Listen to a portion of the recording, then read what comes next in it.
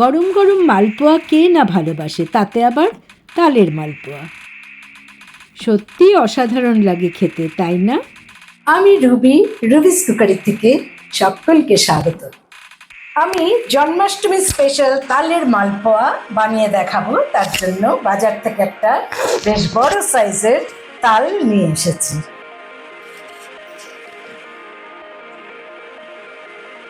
তা প্রথমে আমি তালটাকে খুব ভালো করে ধুয়ে নেব।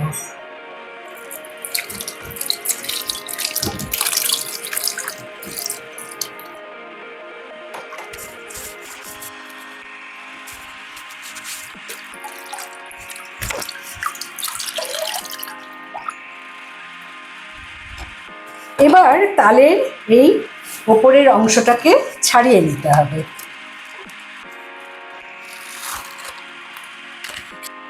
এবারে এই যে পাতলা চার সাইডের যে অংশটা, সেটাকে এরকমভাবে ছাড়িয়ে নিতে হবে। তালটা খুব সুন্দর পাকা, তাই খুব সহজেই ছেড়ে যাচ্ছে।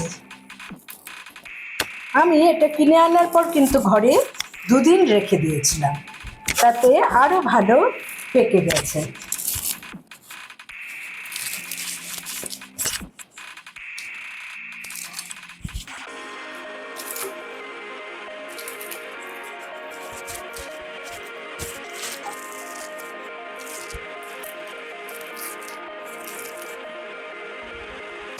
ছাড়ানোর সুবিধার জন্য কাঁচি ব্যবহার করা যেতেই পারে। তালটাকে আমি 3 ভাগ করে নিলাম।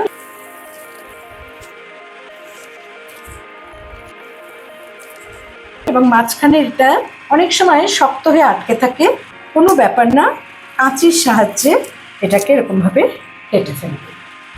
তা আমার তালের ভেতরে দেখা যাচ্ছে যে 3টে আটি আছে।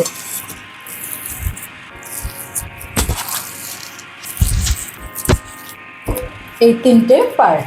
প্রথমে একটা আলাদা পাত্রে আমি একটা করে সিড তুলে নিচ্ছি এবং এটাকে প্রথমে হাতের সাহায্যে যতটা সম্ভব ভেতর থেকে রসটাকে বের করে নিতে হবে। তা প্রথমে হাতের সাহায্যে যখন আমরা এই রসটা বের করব, তখন কিন্তু সামান্য জল অ্যাড করে নিতে হবে। নিয়ে এইভাবে যতটা সম্ভব তালের রস আমরা বের করে নেব।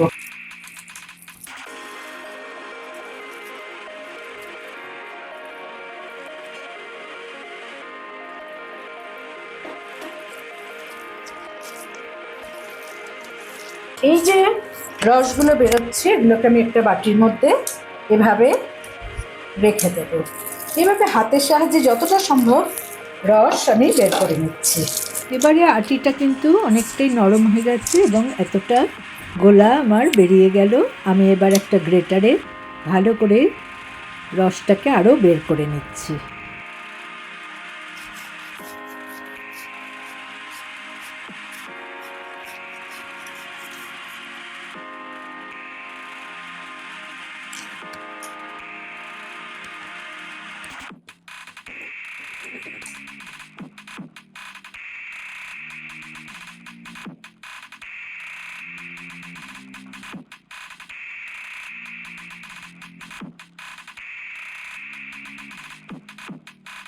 গ্রেটারে গ্রেট করার জন্য আরও কতখানি তালের পাল্প বেরোলো দেখুন। এবার আমি এই পাল্পটাকে একটু চালনির মধ্যে ছেঁকে নেব। এর মধ্যে অনেক আঁশ থাকে।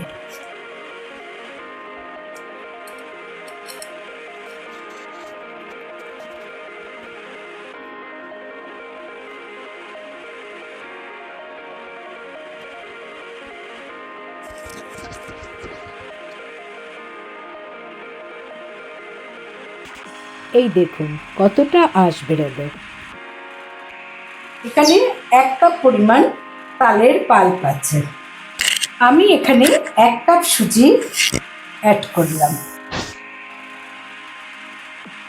নিলাম 1 কাপ আটা, 3/4 কাপ চিনি,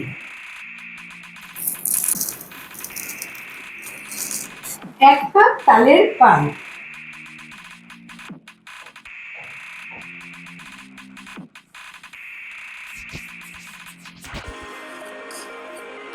আমি একটা নারকোল কিছুটা কুড়িয়ে নেব 1/4 কাপের মতো। আপনারা যদি নারকোল ব্যবহার করতে না চান তবে নাই করতে পারেন।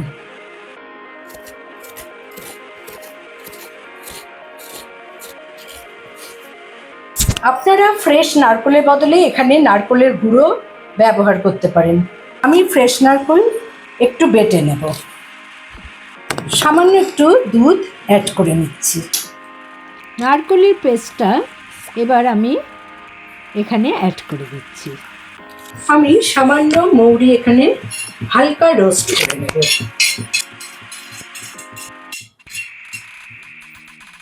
একটা হামান দিস্তায় আমি ঢেলে নিলাম। আপনারা চাইলে মিক্সিতেও এটা গুঁড়ো করে নিতে পারেন, তবে বেশি গুঁড়ো করবেন না। আধ ভাঙা মৌরিটা আমি এর মধ্যে মিশিয়ে দিলাম। এবারে আমি একটা স্মুথ ব্যাটার বানিয়ে নেব। আমি এখানে অল্প অল্প করে দুধ মেশাবো আর ব্যাটারটা বানিয়ে নেব। একবারে সব দুধ ঢালবেন না, তাতে লাম্পস পাকিয়ে যাবে।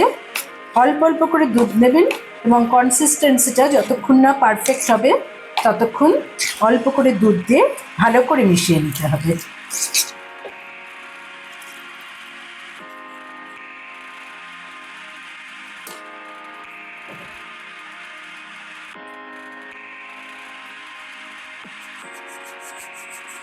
দেড় কাপ দুধের মধ্যে কিন্তু 1 কাপ দুধ আমি এতে ঢেলেছি এবং কনসিস্টেন্সিটা এরকম হয়েছে।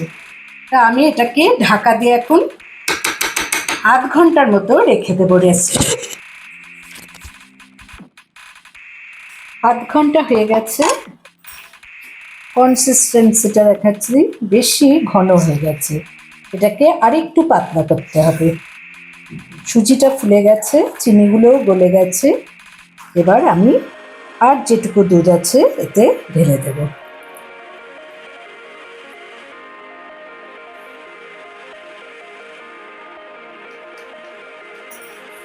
Perfect batter ready. এবারে আমি একটা চিনি সিরাপ বানিয়ে নেব। তাতে 1 কাপ চিনি দিলাম এবং 1.5 কাপ জল দিলাম।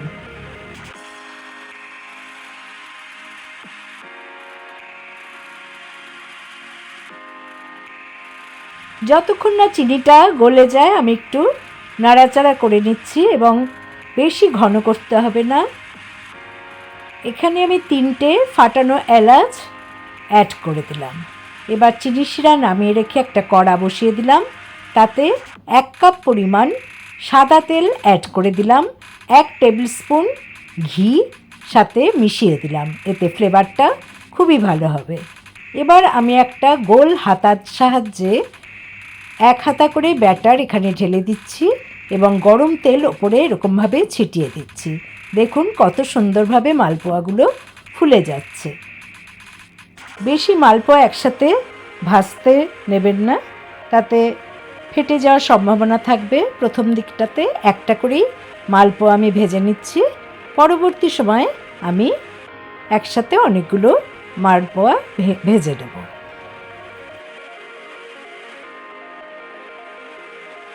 দেখতেই পাচ্ছেন কত সুন্দর ফুলে উঠেছে।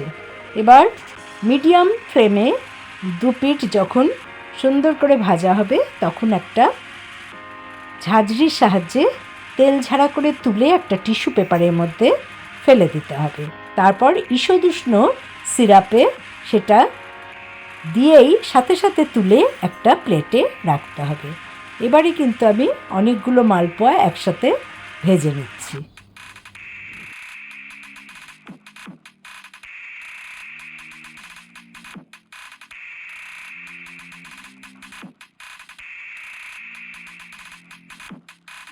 এইভাবে বাড়িতে মালপোয়া বানিয়ে দেখুন, পারফেক্ট মালপোয়া তৈরি হবে এবং খেতে কিন্তু অসাধারণ হয়। তুলতুলে নরম, বেশি মিষ্টিও কড়া মিষ্টিও হয় না এবং খেতে সত্যি অসাধারণ হয়। তবে এইভাবে মালপোয়া বানিয়ে জানান যে কেমন লাগলো আপনাদের। ভালো লাগলে আমার চ্যানেলে লাইক করুন, কমেন্ট করুন এবং শেয়ার করুন। নতুন বন্ধুদের সাবস্ক্রাইব করার অনুরোধ রইল। পাশে বেল বোতামে অবশ্যই ক্লিক করতে ভুলবেন না। তাতে যখনই আমি কোনো নতুন রান্নার রেসিপি পোস্ট করব তার নোটিফিকেশন সহজেই আপনাদের কাছে পৌঁছে যাবে। ভালো থাকুন, সুস্থ থাকুন। পরের এপিসোডে আবার নতুন রান্নার রেসিপি নিয়ে হাজির হব আমি রুবি।